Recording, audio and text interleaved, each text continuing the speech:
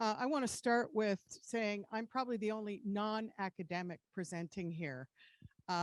Although I am a graduate of what used to be called OCA, which is now OCAD.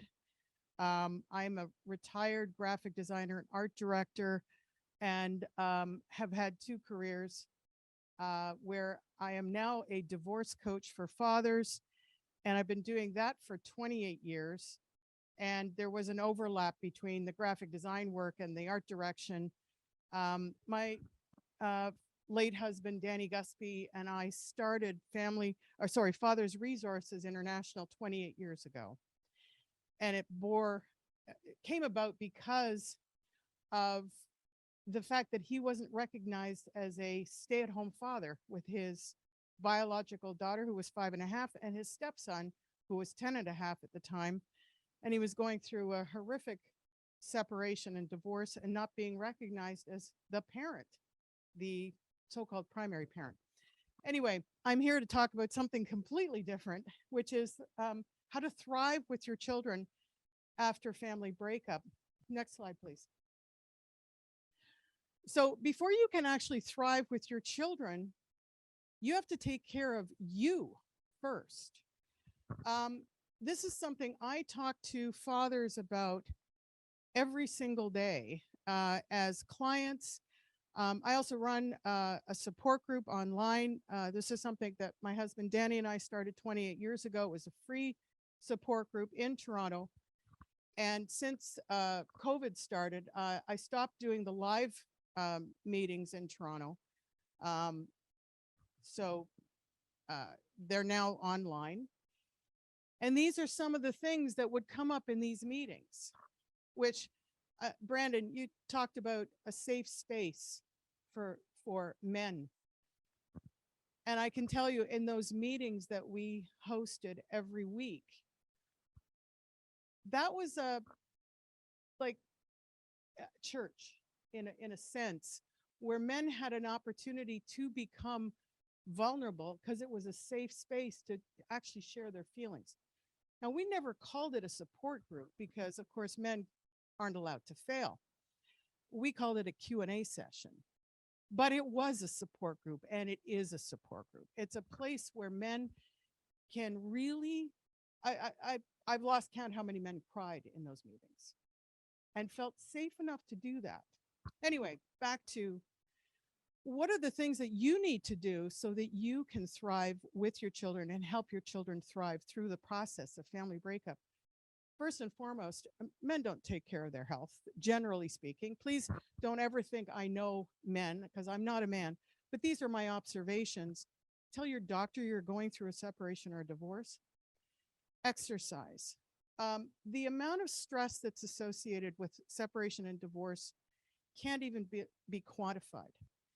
And I think because men typically don't sit around the kitchen table like we women do and express our feelings and share our feelings and are able to articulate those feelings and get them out, men don't do that. Exercise, though, can bust that stress and help lower your blood pressure. I put that in there when my husband was going through the worst part of the court case with his case. His blood pressure put him in the hospital. So don't ever think, Shoppers Drug Mart has that thing. You stick your arm in, you can check your blood pressure right away. And if it's high, get yourself to a hospital or talk to the pharmacist to see, do I need to go to a hospital? The other thing is, of course, your doctor can advise whether in fact stress leave is needed or recommended. And they can give you a letter. There's no harm in taking some time to prepare yourself for what you're about to go through. The other thing to keep in mind is this is a period where if you have an addiction history, this can trigger an addiction that you've seemingly conquered. So keep that in mind. Next slide, please. This is another thing that I always tell the dads. Your feelings matter. Now, of course, men aren't supposed to have feelings, take it like a man, all that stuff. I take a different approach, and that is we're all human beings. We feel sadness, we feel grief, we feel anger, we feel happiness. This is no different. If I were treated the way most men are that are going through separation, I'd be pissed. I'd be pissed. So consequently, your feelings are in fact real and need to be acknowledged. And I'm not saying get out there and start uh, anything violent, but acknowledge that this is difficult and it's hard on you. And this isn't going to be easy to take it like a man. It's not. How you cope with your feelings will affect your kid. I don't care if your kid's a year old, 5, 10, 15, or an adult.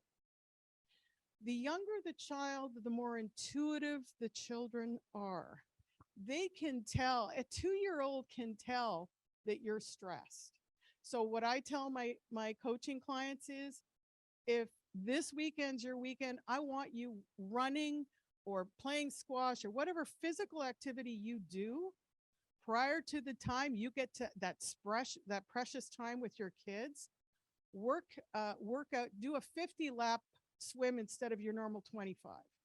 I want you so physically exhausted that stress is gone for that precious weekend that you've got with your kids. Do not, and I repeat, do not vent online.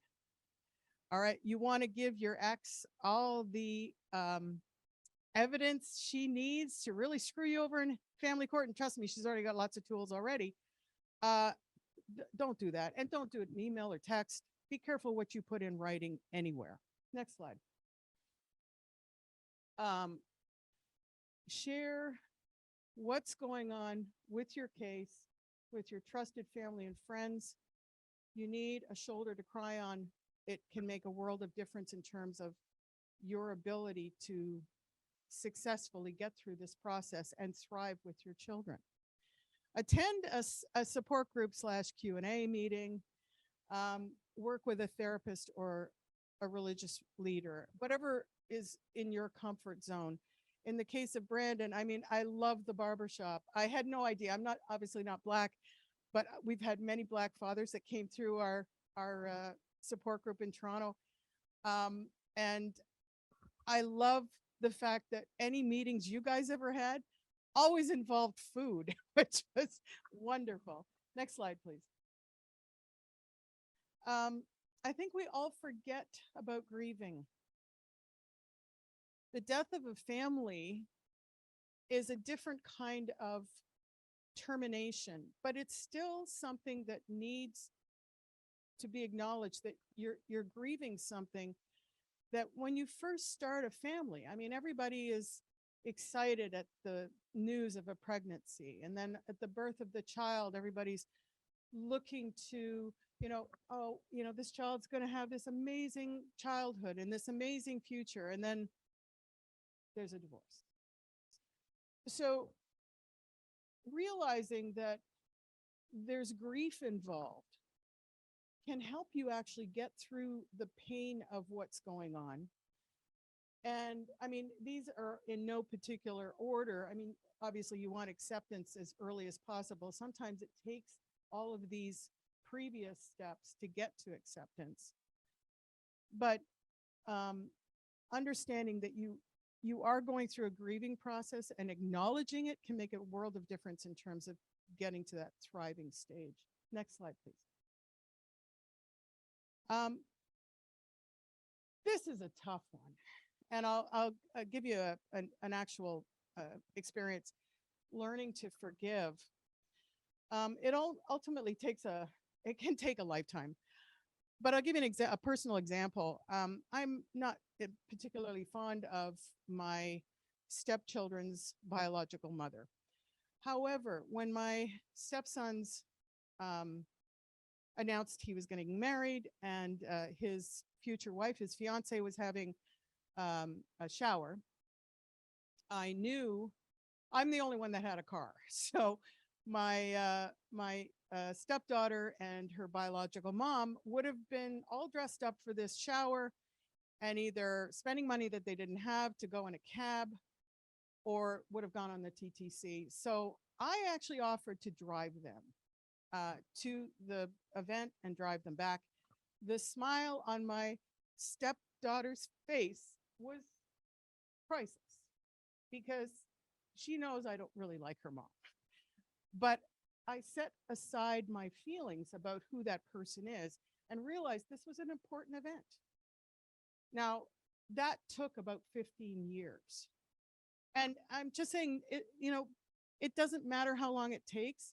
This can have a phenomenally positive effect going forward. When my husband passed away 7 years ago, I thought I would never see any of the extended family anymore. Totally wrong. I was invited to every Thanksgiving dinner. I am not a blood relative to any of these people. I just happened to marry the father of two of those children. So it's pretty phenomenal. Next slide. So help your child with the change. Your child needs you and your ex to feel safe and secure. Now, we've all heard about these horrific stories where, you have the ex from hell. And God knows I've heard enough stories myself with clients and from the support group. But again, some of these things I'm pointing out may be unrealistic, certainly initially. But if you can at least contribute half by being one of those two parents, the one thing that children can't express, and I'm speaking as an adult child of divorce. My father left our home in 1960 when I was 5 years old.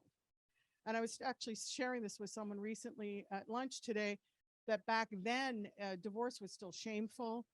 And my mom suggested I tell all my friends that my dad had died because it was too shameful to, talk about that. But the truth is, now you can walk into any classroom and half the kids are not living in the same home with two parents. So there's actually a support network among children. But that doesn't mean it's any less scary. It's terrifying. Kids have no idea what the future is when a divorce is pending. So, maintaining routines, making sure that your kid is still going to go to karate or the swimming class. If one of you end up moving, then have some of the friends from the old school do sleepovers once in a while. The ultimate, obviously, is to stay in the same neighborhood, maintain the same school, and maintain the same home if it's possible. Now, with Toronto prices, that's virtually impossible. But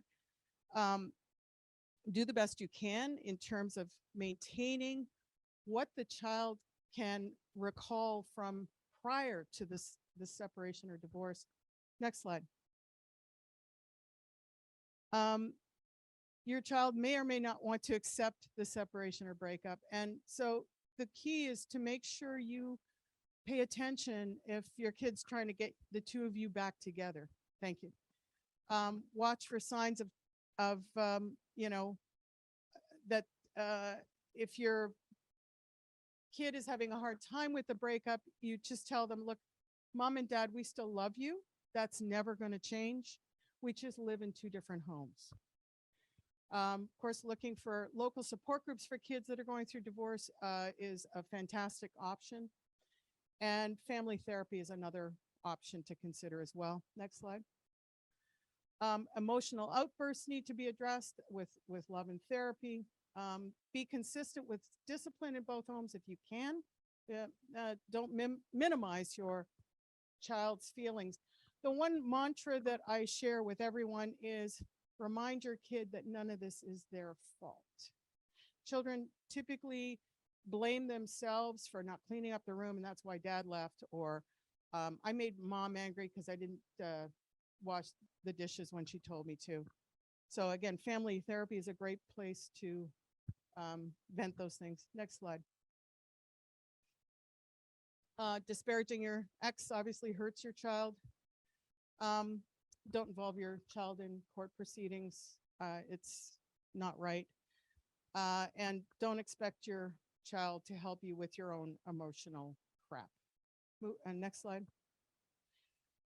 If you're dating, wait at least a year before you present your child to the new person. Let your ex-partner know about this new partner before you introduce them to your child, and be prepared that your ex may not be receptive to the new partner. Do not tell your child to keep secrets. I think the next slide is my last one. No. Okay, obviously I'm running out of time. There's a personal story I do want to share with everybody, though, if I may. And that's something that happened when my stepson was about 11 and a half years old. My husband and I had just been dating for about a year, and I was looking after the kids after in the evenings when he was doing night school. So we weren't living together yet.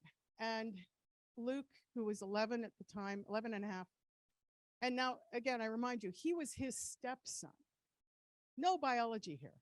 He's living full-time with his stepfather. His biological mother lived down the street. Literally, at the end of the street, you could see her apartment. So we're cleaning up, and Luke just kind of blurted out, "You guys don't love each other." I said, "What? Why would you say that?" He said, "Because you don't fight." I said, "What?" So I sat down with him. So what you need to know is the history. So when Luke was 0 to 2.5, he lived with his biological parents. And mom and dad not only swore each other and called each other names and said all sorts of horrible things, they were also physically violent to each other. There was one memory that he had where his dad chased his mom. She locked herself in the truck, and he put his fist through the glass and said, "You really think a door is going to prevent me from getting to you?"